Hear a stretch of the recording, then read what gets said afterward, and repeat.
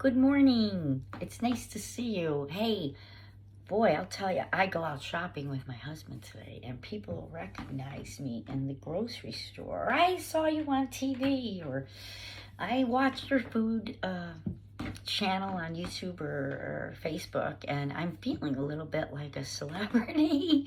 But I know now that I have to continue. I slowed down a little bit due to stressful life syndrome, which everybody's had with COVID and everything.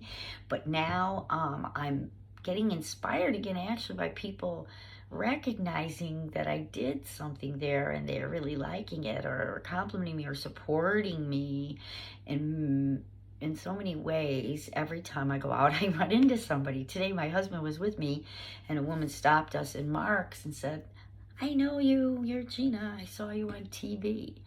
Well, I hope more of my TV is the channel on YouTube because I'm looking to monetize that. And I'm going to be putting up more videos this summer.